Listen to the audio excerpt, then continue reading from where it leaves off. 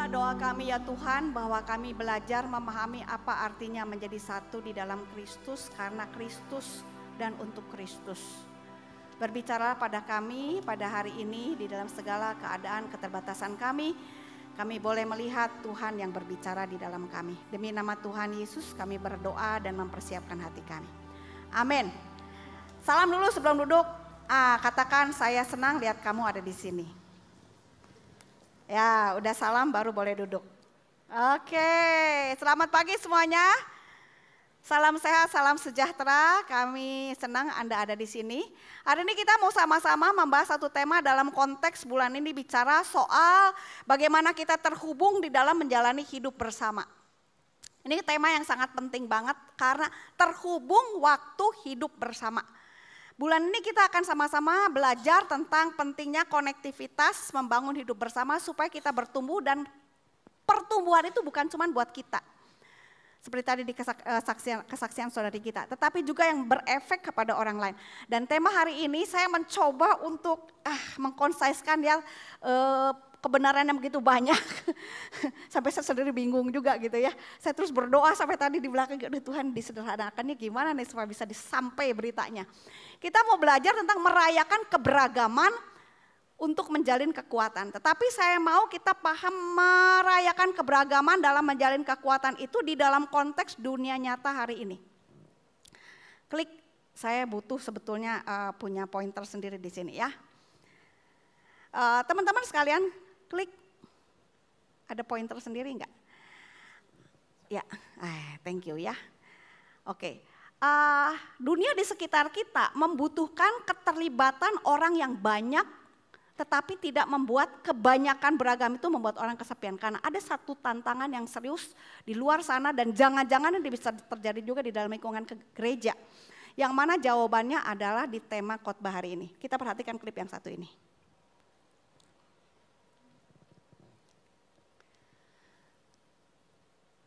Nggak ada keluar ya suaranya. Seringkali dalam kehidupan ini kita nggak tahu bahwa di sekitar kita orang yang berjalan dengan kita, ya, belajar dengan kita, hidup sehari-hari dengan kita, mempunyai pergumulan-pergumulan yang dia hadapin, dan kadang-kadang dia nggak bisa mengatasinya sendiri. Walaupun dia punya teman banyak, tapi dia nggak merasa punya teman. Dia hidup berjalan di tengah orang banyak, tetapi dia tidak merasa memiliki seseorang yang peduli sama dia. Main game bareng, tetapi juga mungkin merasa kita jalan sendiri di dalam permainan itu, tidak merasa terhubung, dan kita dalam kesendirian tanpa terasa kita tenggelam. Seseorang yang tenggelam dalam kesendirian, seluruh potensinya seakan-akan redup dan mati bersama dengan ketenggelamannya.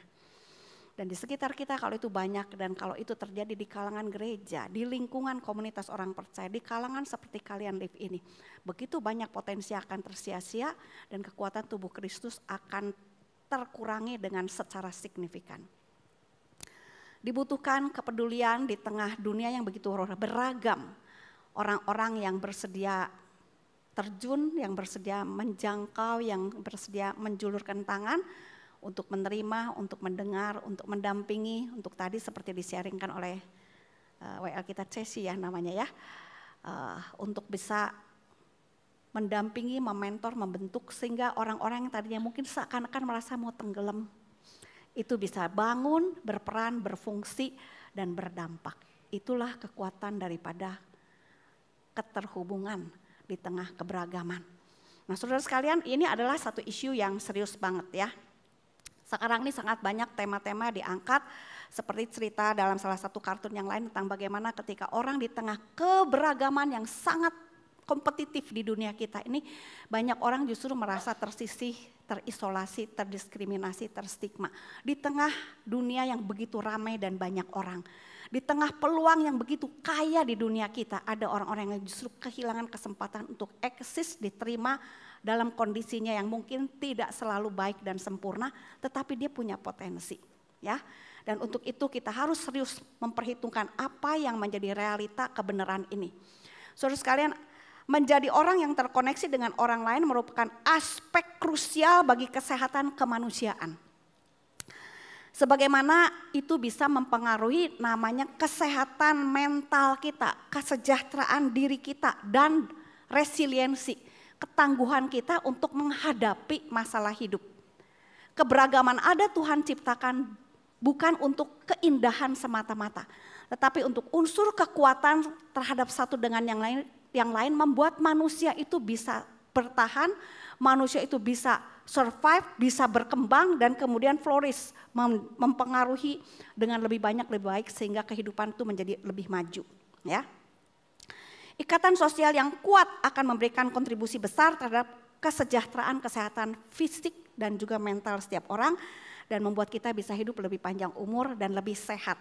Sekali lagi pengertian sehat yang saya selalu canangkan yang menjadi satu definisi adalah bukan badannya nggak ada sakit. Tapi orang yang sehat bisa hadir, bisa berkoneksi, bisa terhubung, bisa bekerja, berkembang, berkontribusi, itu orang sehat, ya. Nah, hubungan kemanusiaan ini menjadi penting karena itu akan menjawab kebutuhan sosial kita dan menyediakan rasa dimiliki dan memberikan support ketika ada mengalami pergumulan. Gak kebetulan ya, saya juga nggak janjian dulu, ada acara apa aja, bisa nyambung sama sharingnya teman kita ya. So this something important dalam konteks seperti ini, saya ingin kita memikirkan pentingnya merayakan keberagaman dan mendapatkan kekuatan. Itu terjadi ketika terjadi konektivitas tadi ya. Helen Keller pernah menyatakan bahwa kalau kita sendirian aja kita tuh cuma bisa mencapai sedikit. Tapi kalau kita berkolaborasi bisa bekerja sama dengan orang lain. Apalagi kalau bekerja sama dengan orang yang beragam berbeda. Entah masalah usia, entah masalah kapasitas sosial, kapasitas intelijennya, kapasitas keterampilannya itu akan sangat memperkaya sekali dan bisa melakukan banyak hal. Firman Tuhan mengatakan kalau satu orang daripada umat Allah bisa mengalahkan 1000 orang. Kalau 2 orang bekerja sama, berkolaborasi, ya, belajar untuk saling mengisi itu bisa mengalahkan. Kalau 1 orang 1000 orang, 2 orang berapa? 2000 Cengli nanya. Firman Tuhan bilang 20.000 orang atau 10.000 orang ya, 10.000 orang di Ulangan kalau nggak salah. Jadi itu satu kekuatan yang sangat besar. Dan Tuhan menciptakan keberagaman di dalam hidup kita sehari-hari di sekitar kita. Saudara lihat, apa yang kita lihat keberagaman itu banyak. Apa yang kita dengar, musik, suara yang beragam, bunyi hewan, bunyi suara, bunyi di sekitar kita. Yang membuat kita manusia indah dan bahagia itu karena mendengar banyak ragam suara, melihat berbagai macam, lalu merasakan yang beragam. Yang membuat kita tuh hidup itu penuh happy. Di sekitar kita, musik, dunia yang dicapai oleh manusia di dunia ini. Mulai daripada skup yang paling kecil, pribadi, sampai skup yang besar.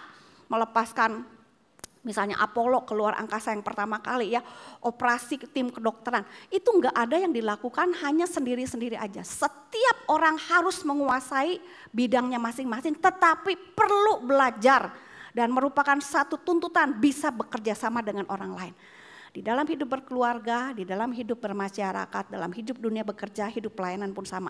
Ketika kita melanggar hal-hal seperti ini, maka keberagaman yang Tuhan berikan kepada dunia itu menjadi satu kekayaan yang disia-siakan. Padahal Tuhan ingin kekayaan yang Dia percayakan di dalam alam semesta ini digali, ditemukan, dikembangkan oleh manusia yang Tuhan ciptakan dan beranak pinak. Lalu mengembangkan, mengasah dirinya sedemikian rupa di dalam segala potensi kapasitas yang Tuhan sediakan menjadi satu kehidupan dunia yang luar biasa. Saya tidak bisa bayangkan betapa indahnya surga nanti karena di sana kita semua yang beragam dipersatukan dengan hati dan hidup yang baru. Tidak seperti di dunia sekarang ya. Sayangnya di dunia yang kita ketahui hari ini keragaman yang banyak yang menyediakan peluang kapasitas yang luar biasa itu tidak membuat dunia kita menjadi lebih baik. Ada kemajuan, kenyamanan, kesejahteraan yang luar biasa. Kita semua bisa mempunyai satu konektivitas ya, terhubung tanda petik melalui jaringan internet di mana kita bisa nyambung kemana saja, kita bisa belajar apa saja, keberagaman yang ada di antara budaya, di antara manusia, di antara peluang belajar apapun yang ada membuat kita bisa in hand gitu kan. Cuma dengan satu touch kita bisa connect ke sana ke sini. Tetapi ironisnya saudara dan saya mengakui, di tengah seakan-akan mudah kita terhubung dengan beragam potensi kapasitas yang Tuhan berikan di dunia ini. Justru manusia semakin kesepian karena manusia seakan-akan terhubung tetapi tidak terjadi konektivitas. banyak seperti yang tadi mungkin merasa kesepian. Dan itu juga terjadi dalam konteks jadi bagian tubuh Kristus. Orang-orang di dunia yang begitu banyak ragamnya, kapasitasnya, potensi yang kaya luar biasa yang Tuhan berikan kepada manusia yang diciptakan segambar dan serupa dengan Allah itu, Tuhan selamatkan setelah jatuh dalam dosa, bukan for the sake of keindahan keberagamannya itu sendiri, tetapi untuk satu kekuatan besar yang Tuhan rencanakan, gambaran sebagai hadirnya kerajaan Allah di bumi dalam bentuk gambaran metafora seperti tubuh manusia, tubuh Kristus. Itu istilah yang dipilih. Ya. Seperti keluarga Allah itu gambaran dalam 1 Petrus ya. Seperti rumah Allah itu gambaran yang lain lagi. Di mana orang percaya menjadi seperti batu-batunya. Kalau keluarga orang-orang percaya menjadi bagian anggotanya. Yang bukan hidup sendiri-sendiri, tetapi harus terhubung, terkoneksi dalam konteks mempunyai hubungan yang hidup satu dengan yang lain. Disitulah baru kekuatan keberagaman itu berarti dan hadir ya. Orang percaya dirancang untuk terhubung, bukan untuk hidup sendiri-sendiri. Jadi kalau sampai sekarang saudara udah jadi orang Kristen, orang percaya, cukup cuma datang kebaktian lalu pulang, saudara-saudara masih kurang menikmati kekuatan yang Tuhan berikan. Saudara masih belum cukup ya, mengembangkan potensi saudara, menikmati, mengalami kekayaan kekuatan ilahi yang Tuhan sediakan melalui yang namanya tubuh Kristus. Menjadi orang percaya yang terhubung satu dengan yang lain. Bukan cuma duduk sebangku gereja, satu komunitas gereja, tetapi yang terhubung. Di dunia ini ada satu tantangan yang berat, besar. Ini saya dapat gambar ini dari salah satu sumber mengatakan ini di India penduduk paling banyak 1,5. Di situ adalah penduduk paling padat 1,5 miliar. Ya, di India yang luasnya sedemikian itu. Tapi di situ paling banyak kasus orang depresi dan kesepian. Banyak orang berfungsi secara sosial. Di India banyak orang yang sudah pintar. Ya, orang India pintar pergi ke mana-mana, ke Amerika, ke Singapura kalau kita lihat. Ke beberapa negara saudara lihat, itu banyak orang yang berperan luar biasa. Mereka hadir secara sosial, berfungsi di dalam dunia kerja, ya, di dalam dunia sekolah, pendidikan, ilmu pengetahuan dan lain sebagainya. Bahkan di dalam kehidupan beribadah, banyak orang berfungsi juga. Ya, seperti mana? Berfungsi. Tetapi di dalam kesibukan berfungsi secara sosial terjadi hal yang aneh. Tidak terjadi konektivitas di mana mereka hadir tapi mereka merasa sendirian. Ada nggak di antara saudara yang merasa begitu? Itu bukan yang Tuhan desain loh. Duduk bareng-bareng pelayanan, nyanyi bareng-bareng satu altar. Anda merasa connected nggak as one family in Christ? If not, kalau tidak, something must be wrong, ada masalah. Perpecahan, perselisihan gampang bikin terluka dan terlempar. Atau ya terisolasi. Di dalam rumah tangga, hidup serumah, sekamar, seranjang. Tetapi kalau nggak terhubung, saudara, kekuatan keluarga itu nggak ada. Kekuatan keindahan hidup dinikmatin itu nggak ada. Hidup sendiri-sendiri. Semobil pergi bareng, nggak connected hati ke hati. Itu menimbulkan satu masalah kesepian yang sekarang ini menjadi tantangan besar. Dan sebetulnya Tuhan udah sediakan jawabannya melalui kehidupan bergereja yang benar dan sehat. Banyak orang aktif di gereja menjadi komunitas rohani, tetapi di sini pun kita jangan sampai jadi komunitas sibuk. Titip Pak Roni, enaknya jadi orang udah pensiun tapi begini, tinggal nitipin ke generasi muda. Ingat ya Ger ya, jangan gitu gini, gue udah di ujung nih, tinggal berapa tahun lagi gitu ya, tinggal ngomong aja. Kalian tugasnya berat ya. Komunitas rohani pun bisa jadi tempat sibuk, tetapi tidak menjadi tempat kita terhubung. Di mana dalam keterhubungan inilah satu kekuatan ilahi yang Tuhan sediakan di dalam apa yang namanya tubuh Kristus itu tersedia. Saudara, saya tidak akan baca banyak daripada firman Tuhan. 1 Korintus pasalnya yang saya mau skip aja ini ya. Karena kalau saya teruskan jadi bikin serem Anda. Kalau Anda nggak belajar terhubung sesuai dengan firman Tuhan. Saudara, ancaman yang sudah ada di dunia berdasarkan ya. Ini Center Disease Control di Amerika. Jadi Center Disease Control, CDC. Sorry ini bukan AUS ya, United States, AUS itu Australia. Menyatakan isolasi sosial, ini bisa terjadi loh di mana aja loh ya, ini di Amerika ya. Kematian dini, penyakit jantung, stroke, depresi, kecemasan, bunuh diri, ini semua adalah mental health problem. Dan WHO mengatakan tahun 30 itu menjadi tantangan karena apa? Depresi dinyatakan sebagai ancaman penyumbang penyakit terbesar di dunia. Jadi apa? Dunia makin berkembang. Keberagaman potensi kapasitas banyak. Profesi, hiburan, pendidikan, ya apa aja banyak. Tetapi di dalam semua keragaman itu tidak terjadi koneksi manusia antar manusia. Itu iblis berhasil. Yang dia lakukan di Taman Eden, memutuskan hubungan manusia dengan Allah, memutuskan hubungan manusia dengan sesamanya. Dan ini menjadi satu ancaman besar, ya, yang tidak kalah seriusnya dengan apa yang sudah menjadi ketakutan terbesar manusia, yaitu kanker. Saudara sekalian, firman Tuhan di dalam 1 Korintus kita baca bersama. Saya hanya akan baca 1 Korintus pasal yang ke-12 saja.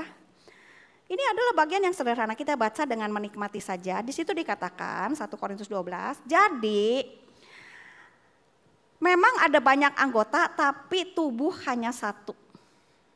Perhatikan ya, kita semua adalah anggota tubuh Kristus kalau kita baca di dalam 1 Korintus 12 ya. Nah, di dalam anggota tubuh Kristus ada banyak anggota, tubuhnya hanya satu. Dan di dalam banyak anggota itu dikatakan gak boleh yang satu mengatakan saya gak perlu yang lain. Mata gak boleh bilang saya gak perlu engkau kepada tangan. Kepala gak boleh bilang sama kaki saya gak perlu engkau. Kepala kalau gak ada kaki, tubuh gak ada mata, gak bisa nyampe kemana-mana pasti tersandung-sandung atau bahkan masuk ke jurang ya. Ini satu gambar yang sederhana. Bahkan anggota tubuh yang dianggap lemah, banyak masalah, penyakitan, banyak problem gitu kan ya, bikin susah. Alkitab memberikan gambaran mungkin orang seperti itu, anggota tubuh seperti itu justru dibutuhkan. Dan anggota-anggota yang kita anggap tidak begitu berharga justru adalah anggota yang kita berikan lebih banyak penghargaan. Anggota tubuh yang tidak kelihatan cantik malah perlu kita lebih perhatikan mereka. Dan kita lihat kenapa? Karena ketika keragaman yang kuat, yang lemah, yang lebih, yang kurang, ya, yang punya keterampilan A, B sampai C, yang menonjol spektakuler, ini mah yang nggak ada apa-apa, nggak bisa apa-apa. Ternyata semuanya itu dibutuhkan, dan ketidaksempurnaan, kekurangan, kelemahan itu dibutuhkan untuk mengasah orang yang merasa pintar, yang merasa bisa, orang yang belum bisa, justru dibangun untuk mengembangkan diri, mengembangkan karakter, mengokohkan, menguji. Mengasah, memperkaya sense of love, sense of compassion, sense of empathy, of love, of care. Yang kalau nggak ada yang model begini, kita tuh nggak terbangun, nggak terasah, nggak kepikiran, nggak peka. Gimana kita bisa menolong orang di luar sana? Sedangkan orang di sekitar kita yang punya keragaman, yang punya kelemahan, kekurangan, keterbatasan, kita nggak belajar terima dan hargai. Gambaran yang indah tentang tubuh Kristus ya. Dengan demikian tubuh tidak terbagi-bagi, masing-masing anggota memperhatikan satu sama yang lain. Kalau satu anggota menderita, belajar yang lain juga ikut menderita. Kalau satu anggota dipuji, belajar yang lain juga turut bergembira.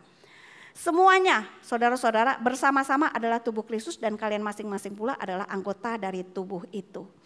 Saudara, apa yang saya mau gambarkan di sini, apa yang saya coba sampaikan, oh God help me ya, bahwa Tuhan menciptakan keragaman itu di dalam dunia ini. Dan menarik sekali, di dalam setiap manusia yang Tuhan ciptakan, Tuhan ciptakan keunikan-keunikan dengan bakat bawaan.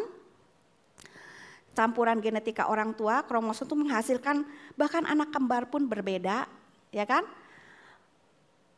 Untuk membuat manusia bisa survive, menghidupi dirinya sendiri, mengembangkan kebudayaan manusia, mandat budaya, eksis di dunia ini menjadikan dunia makin baik dan lebih baik. Tetapi ketika manusia jatuh dalam dosa, sementara ininya tidak menjadi hilang, Tuhan memberikan sesuatu yang baru. Setiap orang yang sudah diciptakan di dalam Yesus Kristus karena iman percaya, diberikan lagi sesuatu yang berbeda. Itu yang kita sebut sebagai karunia rohani, spiritual gift. Yang bisa berjalan seiringan dengan bakat bawaan, tetapi juga bisa berbeda. Dan tujuannya adalah supaya kita orang percaya yang disebut sekarang menjadi kumpulan anggota tubuh Kristus. Artinya apa? Kita berharga bukan karena cuma ditebus saja sekarang. Karena kita menjadi bagian tubuh Kristus. Kalau kita nggak menjadi bagian tubuh Kristus, ada yang kurang penuh. Karena bagian yang Tuhan berikan, pengalaman rohani, kapasitas rohani, kuasa ilahi untuk membuat kita mengalami kuasa kebangkitan Kristus bekerja dalam hidup kita. Memulihkan dan memakai hidup kita, kita gak ngalamin. Kenapa? Karena gue cuma hidup untuk diri sendiri. Cukup gue berdoa sama Tuhan aja, kebutuhan gue apa, gue sampein pada Tuhan, Tuhan jawab titik, senang, haleluya, bersaksi titik sampai. No, it's not enough mengalami fabulousnya, dijawab doanya, diberkatin, gak cukup. Pengalaman yang Tuhan mau mengalami kepenuhan ilahi adalah ketika kita menjadi bagian tubuh Kristus. Bagian daripada jemaat. Seluruh dunia dan lokal khususnya. Kalian ada di GKI Anugerah. Dan di situ kita belajar menjadi bagian tubuh Kristus yang pertama. Terhubung dengan Kristus. Ya. Belajar menjadi orang percaya yang di dalam konteks gereja belajar mengenal Tuhan, mengerti kehendak Tuhan, kehendak Kristus. Sehingga kita bisa pelan-pelan makin peka, makin terbuka, makin ngeh dengan apa yang Tuhan mau untuk saya hidup sebagai orang percaya dan sebagai anggota gereja. Nih, gambaran Yesus unik. Kristus adalah kepala, kita adalah tubuh. Kenapa gak dibilang Yesus mata gitu kan? Tuh, gampang, Yesus adalah kepala, kita adalah tubuh banyak anggotanya. Saya mau tanya, tubuh ini bisa hidup gak tanpa kepala? Orang kalau bunuh diri gini kan, betul gak? Orang kalau dihukum mati pancung ceklek, artinya apa? Selesai hidupnya gak bisa nyambung lagi. Orang percaya akan bermakna, akan mengalami hidup kalau connecting with Christ. Itu yang pertama dulu. Anda mengalami kuasa di dalam keunikan Anda pun, apapun itu kalau Anda terhubung dengan Kristus secara pribadi dulu. Itu yang pertama. Kalau enggak, saudara gak akan punya pengalaman hidup yang berhasil, berdampak, berkuasa secara maksimal seperti yang Tuhan inginkan. Ini adalah garis vertikal dari atas ke bawah, hubungan pribadi. Tetapi tidak berhenti di situ. Alkitab berbicara soal hubungan kita dengan orang lain, sesama orang percaya yang lain yang sama-sama anggota tubuh Kristus. Kita perlu jadi orang percaya yang menyadari, menerima, saya pakai istilah itu ya, menerima peran, fungsi, pemberdayaan Allah di dalam Kristus sebagai anggota tubuh Kristus. Di mana dengan peran ini saya hadir di gereja yang mesti misalnya perhatikan orang lain. Apa perhatikannya? Oh mungkin sebagai pemimpin. Oh mungkin sebagai seorang yang karunianya menolong, konseling misalnya apa. Mungkin apalagi, lain lagi lah mungkin mentoring. Mungkin apa? Mungkin cuman baru bantu-bantu beres-beresin kursi. Oh mungkin tadi saya dengar bagian sound systemnya tuh ada masalah tuh di multimedia. Aduh gimana ini doain, ini sampai sekarang masih berjalan lancar, puji Tuhan, berarti doa kita tadi dijawab Tuhan ya. Tapi somehow kagak bisa dong saben-saben, pokoknya mah doa aja dapat beres. Mesti ada orang yang ngerti itu di mana masalahnya diberesin, gak boleh begitu. Tuhan jadi tukang bikin beresin masalah multimedia. Siapa yang orang percaya yang lain terlibat? Nanti di gereja nih ada orang punya kebutuhan kayak tadi, kedukaan. Ya kan, orang yang diberkatin bisa berfungsi membagikan kelebihannya untuk menolong orang yang sedang berduka dan tidak berdaya. Orang yang punya rumah tangganya punya masalah, orang yang anaknya punya masalah. Tuhan memberikan kepada setiap orang percaya kapasitas, potensi untuk dilatih, diasah. Sehingga belajar di dalam konteks gereja. Mengalami kuasa pertolongan Tuhan, hikmat Allah, belajar jadi orang yang berfungsi buat orang lain. Saudara tahu gak, itulah yang saya belajar belakangan ini, menjadikan kita jadi orang-orang yang sehat, bahagia, berharga, sejahtera. Karena kita belajar bisa mengatasi masalah kita dan menolong orang lain mengatasi masalah dengan memakai pengalaman yang Tuhan berikan kepada kita. 2 Korintus 1, anugerah yang Tuhan berikan kepada kita. Kapasitas rohani, spiritual gift yang Tuhan berikan kepada kita untuk menolong orang lain. Bisa menolong lewat pujian, bisa menolong lewat uang, lewat tenaga, lewat waktu, lewat telinga. Karena diberikan karunia bisa mendengarkan dengan baik. Lewat mata, bantu ngeliatin ini dalam hidup masalahnya gimana. Menurut saya masalahnya begini. Kadang orang tuh gak bisa mengidentifikasi masalah. Tapi ada orang dikasih hikmat karena perjalanan hidup dan pengalamannya untuk bisa melihat ini masalahnya di sini. Kenapa kamu tuh kejeblos aja? Kita kalau bisa saling membantu, maka terjadi satu kekuatan hidup pribadi orang percaya dan komunitas orang percaya menjadi gereja yang kuat. Kita nggak takut punya masalah apa saja. Kita nggak malu mengalami masalah apa saja. Kenapa? Kita punya tempat di gereja di mana orang percaya. Sama-sama belajar. To be there for each other. Jadi saya melihat merayakan keberagaman gereja sebagai tubuh Kristus dengan orang percaya yang beragam kapasitasnya, pengalamannya, kemampuannya, perjalanan hidupnya. Bagi saya itu bagian daripada keunikan gereja. Kita belajar menerima fungsi peranan kita, berperan di situ, hadir di situ. Dan pada waktu kita hadir berkolaborasi, bekerja sama untuk menjawab kebutuhan, untuk membuat pelayanan ini berlangsung di dalam gereja. Kadang-kadang tadi kita kesinggung, kita salah paham, kita salah mengerti, dan kita belajar tetap bertahan, resilient. Kita belajar terbuka, bertanya, minta maaf, minta tolong, minta petunjuk, memperbaiki diri. Something is going on. Saudara tahu nggak, kekuatan hidup kita, kekayaan, kapasitas diri kita itu berkembang menjadi lebih baik. Tujuan utama orang percaya di dunia ini adalah mengalami kuasa Tuhan yang hidup di dalam kita. Di dunia kenapa banyak orang tadi, di tengah keragaman orang sendiri-sendiri sibuk. Karena keragaman mereka tidak dipakai untuk saling membantu. Tetapi saling bersaing, berkompetisi. Saling bahkan mungkin mencoba untuk mencikut sana, mensikut sini. Tapi di luar sekalipun ketika orang yang berbeda ini bersatu untuk tujuan apapun juga, saudara lihat kekuatan yang besar yang bisa menghancurkan, merugikan, ataupun membangun dunia. Betul Pak, betul? Jangan bilang cuman rohani aja di gereja, itu rumah sakit itu bisa operasi besar-besaran begitu. Karena banyak orang bekerja, gak semuanya orang Kristen kan.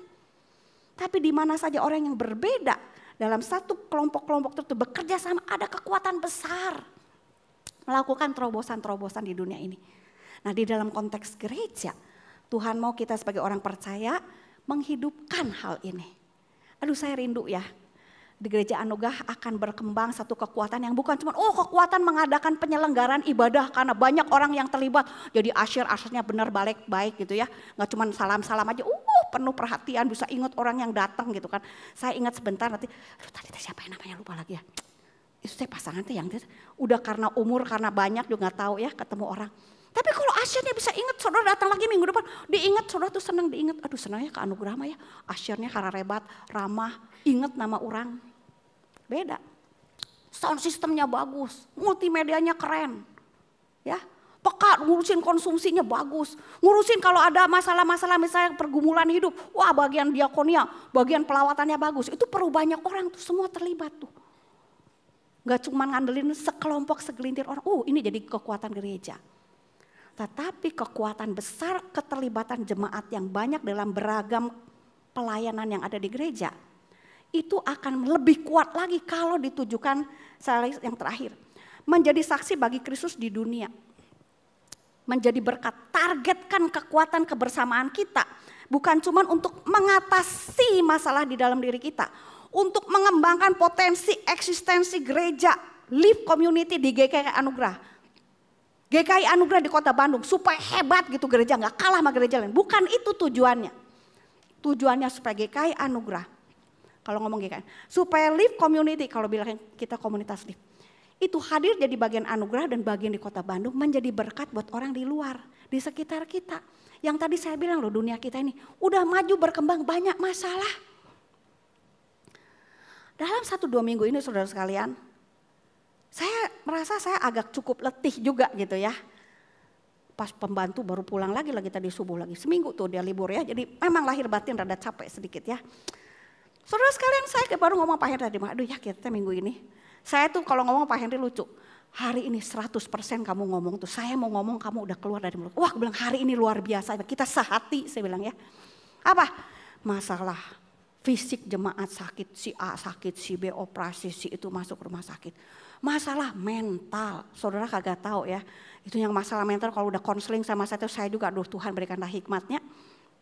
Saya tidak pernah memberikan konseling untuk menjawab persoalannya orang.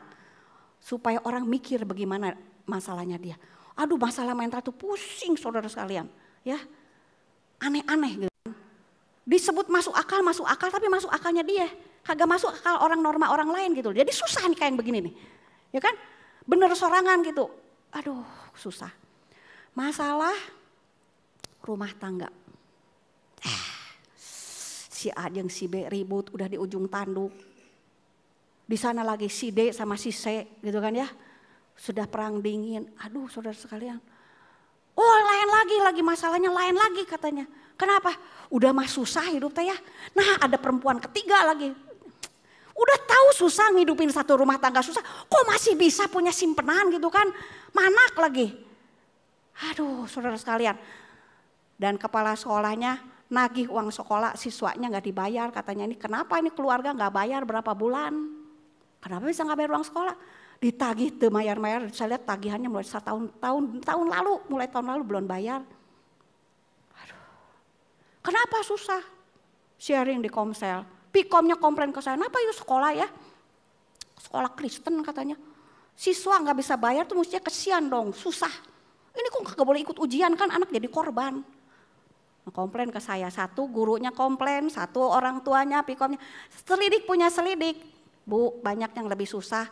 Aduh kita mah bersedia sok asal nyicil aja katanya. Ini mah kok gimana nyicilnya udah utangnya seberapa bulan. Bayarnya cuma sedikit pisan. Sedikit pisan. Saya gak sebutkan angkanya. Kalau disebutkan angkanya pernah ada boceng. Emang guru teh gak usah hidup gitu kalau siswanya kepada bayar teh. Gimana guru bisa hidup. Atau kalau saudara punya anak jadi guru coba tega mau kerja jadi guru gitu kan. Masalah banyak. Banyak saudara di luar. Kalau keberagaman gereja. Cuma asal saya ke gereja tuh senang lewat pujiannya bagus. Dengar khotbahnya aduh kasih semangat. Doa didoain dijawab. Lagi susah, saya dibantu, haleluya puji Tuhan. Saudara belum mengalami kekuatan keberagaman yang Allah mau kita alami. Menjadi bagian tubuh Kristus yang berperan serta dalam pergumulan banyak orang. Aduh, amit-amit ya jadi anggota tubuh Kristus anugerah kudu kitu mah kali pindah we Pak Paroni, Pak Geri, repot. Saudara, gak pernah ada orang yang terlibat dengan sungguh-sungguh mengandalkan Kristus, mengizinkan Kristus bekerja dan menolong kita, menjadi berkat bagi orang yang kesulitan. Seperti lagi kita susah ditolong orang, itu hidupnya menjadi sia-sia. Gak. Daud bilang dulu aku muda sekarang aku tua, gak pernah orang benar yang hidupnya benar tuh ditinggalin Tuhan. Amin. Tuhan mau setiap kita menjadi bagian tubuh Kristus dengan pengalaman masing-masing. Pengalaman dari gak punya apa-apa jadi bisa banyak. Dari penghasilan sedikit jadi berkecukupan bahkan berkelimpahan. Dari bukan siapa-siapa sekarang menjadi orang yang punya posisi di masyarakat. Ini usia kalian. Kalian bawa itu bukan cuma berkat Tuhan buat saya, haleluya, puji Tuhan.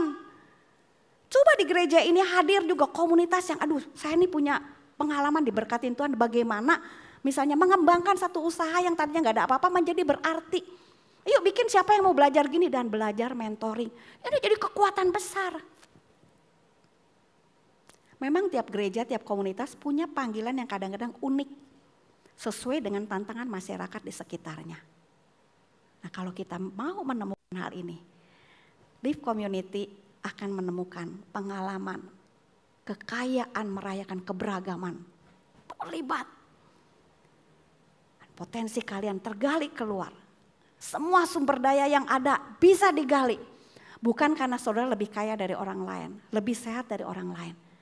Tetapi Anda diperkaya oleh Tuhan, diberdayakan oleh Allah sebagai anggota tubuh Kristus. Menjadi berkat bagi banyak orang. Dan ketika itu terjadi saudara, satu sentuhan itu luar biasa banget. Ya, saya diberkatin sekarang saya sedang ikut dengan satu komunitas orang percaya. Yang dalam keragaman mengalami pergumulan-pergumulan, maaf ya jangan bosen. Sekitar kesehatan mental. Karena dirinya seorang penyandang NPD, anxiety, ya, ada bipolarnya juga cicinya, punya schizofren. Di dalam pergumulan seperti itu, di dalam perjalanan dia berobat sebagai orang sakit, dia berkeluarga sebagai hamba Tuhan. dan mengalami anugerah Tuhan, pertolongan Tuhan. Masih berobat sampai sekarang. Tetapi dia belajar bertumbuh menjadi seorang yang peka, peduli kepada banyak orang terluka di sekitar mereka. Karena masalah yang beragam dengan persoalan hidup membuat mentalnya tergantung. Dan mereka membangun, orang ini membangun yang namanya teman berteduh. Bagus ya kalimatnya, padahal sebetulnya kumpulan orang yang memberikan layanan konseling murah untuk masyarakat yang membutuhkan. Yang perlu didengarkan dengan benar, dengan baik. Dari pengalaman terluka dia sebagai orang percaya membawa keberagaman di dalam tubuh Kristus, karunia daripada pengalaman rohani kepada pelayannya menjadi berkat. Sekarang saya lagi belajar the art of listening daripada grup ini. Karena saya punya pelayanan yang juga saya rasa perlu banyak orang belajar mendengar supaya jadi berkat buat orang di rumahnya, orang di gerejanya. Supaya orang yang susah nggak usah dikit-dikit keburu ke dokter mahal, pakai belajar konseling sehari-hari yang paling basic untuk mendengarkan dan dengan demikian mengurangi, menggembosi tekanan yang besar, digembosin dulu sebelum jadi fatal. Jadi nggak keburu sampai parah, amsyong gitu loh. Keren nggak ada pelayanan kayak gini? Keren kan? Jadi kekuatan keberagaman gereja bukan cuman menjadi membangun secara internal gereja menjadi hebat. Tetapi gereja menjadi berkat. Bilang kanan kiri, jangan cuman gereja jadi hebat, bangun gereja jadi berkat. Kalimat ini penting. Kita mau, saya rindu GKI Anugerah bukan bikin GKI Anugerah jadi hebat, tapi jadi berkat. Amin. Dan jangan bilang nunggu gereja memberkatin saya, baru saya jadi berkat. Berproses bersama-sama. Jadi pertama, connecting with Christ. Menerima kita sebagai bagian tubuh Kristus yang diberi anugerah oleh Tuhan. Baik secara bawaan, manusia lahir dari perut ibu semua dikasih karunia itu bakat. Maupun sebagai bagian tubuh Kristus kita diberi karunia yang harus kita kembangkan sesuai dengan perjalanan hidup kita. Lalu kita belajar berkolaborasi dengan orang percaya yang lain. Di situ kita belajar tentang kasih, tentang kesabaran, tentang integritas, tanggung jawab. Dan Tuhan mencari orang-orang yang setia untuk berkolaborasi, memakai hidupnya oleh Tuhan.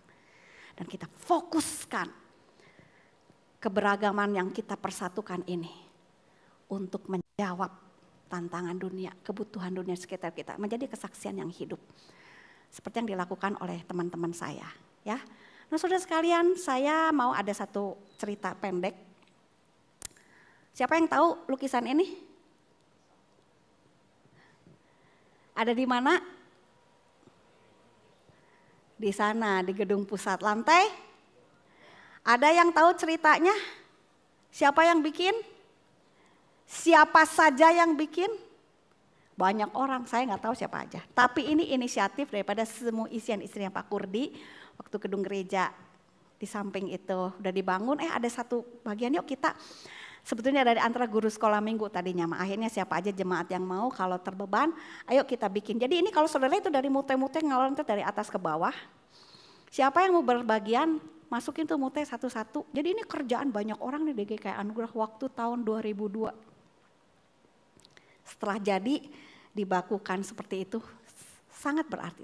Ini simbol daripada bagaimana GKI Anugerah dulu di Gang Irsat sampai menjadi GKI Anugerah yang sekarang itu karena banyak orang yang punya hati memberikan kapasitas mereka waktu itu secara daya dana.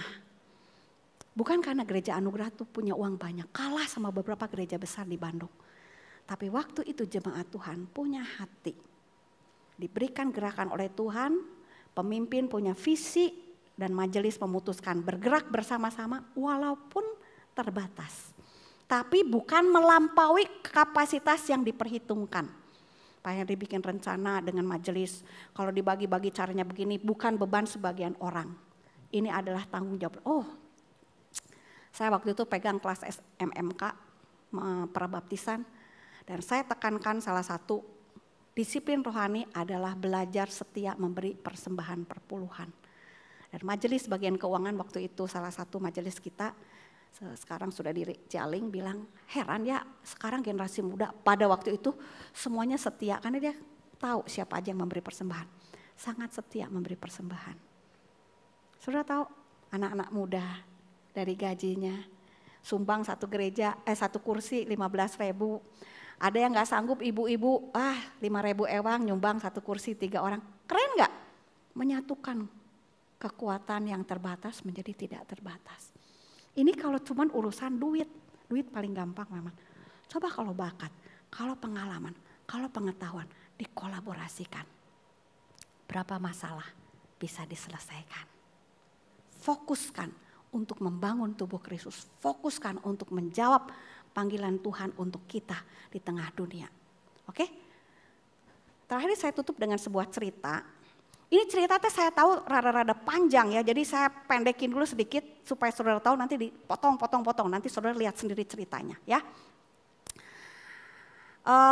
Di dalam rangka kita menyadari gereja sudah berubah, saya berharap kita semua membangun gereja kita bukan menjadi sebagai satu konsep Netflix ya, Anda datang cuma jadi penonton, enggak.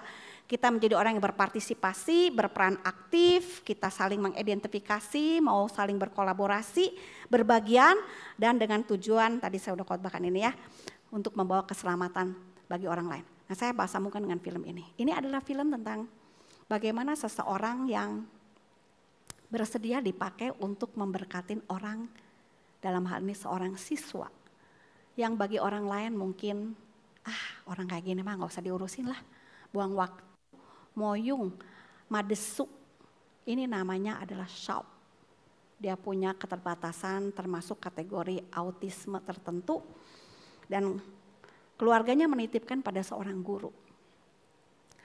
Dia tidak pernah bisa menaruh pada. Dulu saya juga gak ngerti orang kayak gini, mending pelan. Setelah saya belajar saya ngerti, di dalam cara berpikir otaknya itu berbeda dengan orang normal. Sehingga fokus perhatian dia itu kesana kesini. Nah, orang lain kalau mau berkomunikasi itu harus masuk ke dalam cara dia jalan perhatiannya. Dan dia punya seorang guru yang ternyata peduli. Teman-temannya mentertawakan dia. Ini anak bodoh, anak cacat mental. Tapi guru tidak melihat dia sebagai cacat mental. Waktu guru bilang, ini bentuk apa? Rektangel, persegi 4. Dia keluarkan penggaris. Berarti dia mendengar dan dia mengidentifikasi antara pengetahuan dengan kenyataan. Bulat panjang dia keluarin pensil. Kotak kecil dia keluarin penghapus. Cara dia makan, melihat posisi anak ini punya satu cara melihat dunia yang berbeda. Yang bagi orang lain ini cuma anak kurang normal. Tapi guru ini melihat anak ini spesial. Ya. Guru ini belajar bagaimana memperlengkapi diri untuk bisa membantu anak ini. Ini adalah tantangan di dunia kita. Perlu ada orang-orang percaya yang belajar untuk menjawab tantangan, untuk melahirkan satu kegerakan yang luar biasa, berkat yang luar biasa. Dan dia memperhatikan ada sesuatu yang menarik perhatian Saul. Dia belajar memakai hal itu, mengintegrasikannya dengan mengajar dia, ya, menyampaikan ilmu pengetahuan yang dia perlu belajar. Boleh di skip, ya. Sampai Saul bisa belajar berhitung, bisa belajar membaca dan lain sebagainya, ya. Satu kali guru ini pada waktu sekolah, memperdalam dalam hal bagaimana mengajar anak berkebutuhan khusus, ya. Si anak ini sendirian. Dan waktu sendirian dia dibully sama teman-temannya, dipermainkan. Saudara, anak berkebutuhan khusus ini kalau dibully punya rasa marah yang tidak bisa terkendali. Gak bisa mengontrol mana harus stop, mana enggak. Terus. Dan guru ini belajar untuk mengatasi atau perlu kasih yang tegas, peluk. Ya, dan hitung. Dia belajar, banyak hal dia belajar. Kasus ini menimbulkan sekolah marah. Anak kayak begini bikin masalah, keluarin dari sekolah. Anak lain jadi korban gak bisa sekolah, lihat melakukan kekerasan. Tapi saudara, anak ini sebetulnya bukan anak yang keras. Dan guru ini tahu anak ini pinter. Pernah satu kali guru nanya, ini tanggal sekian, bulan sekian, tahun sekian, hari apa? Anak ini bisa jawab langsung, plek. Dalam hitungan 2 detik loh. Tanggal sekian, plek, plek, plek. Anak ini jenius. Dan guru ini bilang sama orang tuanya, kamu bilang anak ini bodoh, gak sekolah. Tanggal segini berapa? Plek, kamu bisa jawab gak? Gak bisa. Tanggal gini hari apa? Plek. kamu bisa, nggak bisa. Akhirnya anak ini diizinkan terus sekolah. Anak ini berlutut minta supaya dia nggak dikeluarkan. Majukan lagi sedikit. Ini lagi latihan yang tadi. Saudara tahu anak ini sekarang jadi apa? Ini adalah kisah nyata. Anak yang dianggap tidak berguna, hanya sumber masalah, bikin repot. Ini tantangan dunia. Tapi ketika ada orang yang mau spend time and giving the heart, ini potensi yang Tuhan berikan. Menjawab tantangan, memakai keragaman tantangan dunia sebagai peluang menjadi berkat. Bukan sebagai satu hambatan dan permasalahan. Dia menjadikan Saul seorang guru yang berprestasi. Dia menjadikan Saul seorang yang juga bisa menjadi guru bagi orang-orang yang punya kebutuhan khusus dan mendapat sertifikasi. Dia menjadi guru berenang untuk murid-murid yang punya kebutuhan khusus. Ya, ini iklan tentang guru, tetapi yang saya mau sampaikan di dalam konteks gereja. Kalau gereja punya satu visi, Anda diberikan tempat di gereja. Anda mungkin punya pergumulan dengan anak, dengan kehidupan, dengan ekonomi. Masalah apa? Anda jangan lihat ini sebagai masalah. Gereja jangan lihat ini sebagai masalah yang tidak selesai. Ayo kita sama-sama belajar. Satu masalah selesaikan. Dibantu, didampingi bukan for the sake of masalahnya selesai. Tapi journey pelayanan, pembelajaran supaya orang yang bermasalah ini bisa berdiri di atas kaki sendiri. Ingat, orang sehat tidak terus-terusan bergantung sama orang lain. Orang sehat akan mulai belajar berdiri di kaki sendiri, menolong diri sendiri, mengatasi masalah sendiri dan menolong orang lain. Ini kekuatan terbesar daripada tubuh Kristus yang Tuhan berikan melalui gereja. Dan saya berdoa gereja anugerah bisa menjadi komunitas yang terlibat untuk menjadi berkat. Apapun kompetensi peluang Anda. Firman Tuhan bilang yang lemah bukan berarti dia hanya harus ditolong, diperhatikan. Justru bisa dikuatkan untuk menjadi kekuatan lebih besar menolong orang lain karena dia pernah lemah. Orang yang gak pernah lemah tuh gak punya kepekaan loh. Gak peduli loh. Orang yang gak pernah susah sampai gak ada duit buat makan. Gak punya hati mikirin lagi orang mengeluh. Gak punya duit buat makan. Gak ada hati. Minta wae. Minta aja. Diakonia terus. Gak tahu diri. Saya tahu ada orang seperti itu. Tapi saya belajar saudara sekalian. Bahwa kadang-kadang orang benar-benar susah. Siapa di antara gereja yang memikirkan untuk orang susah seperti ini? Kalau Anda diberkatin, mikir gak? Menyisihkan rutin untuk orang susah. Di gereja kita ada satu orang yang sekarang berperan besar. Ya, kalau memberi perhatian untuk pelayanan diakonia itu, wah, saya itu salut. Pak Henry bilang, waduh kenapa ya? Selidik punya selidik. Orang terdekat dia pernah dibantu waktu gak bisa sekolah di GKI Anugerah. Dan dia gak lupa. Dia bukan yang dibantu loh. Belahan jiwa dia yang dibantu loh. Dia bilang kalau gak dibantu gereja saya gak ketemu dia. Dan dia menjadi istri yang baik buat saya sekarang. Dan sekarang mereka memperhatikan, mereka diberkatin Tuhan. Sangat peduli kepada perhatian-perhatian, kebutuhan masalah begitu. Kenapa? Karena pernah tahu pengalaman itu. Ini keberagaman di dalam gereja yang kalau dikoneksikan di dalam panggilan tubuh Kristus jadi kekuatan yang besar. Saya harap message saya nyampe. Tuhan membantu kita, mari kita berdoa. Bapa Surgawi, Engkau mengirim orang-orang ini menjadi bagian live community di gereja Anugerah. Kami tidak tahu apa rencanamu, tapi kami pasti percaya.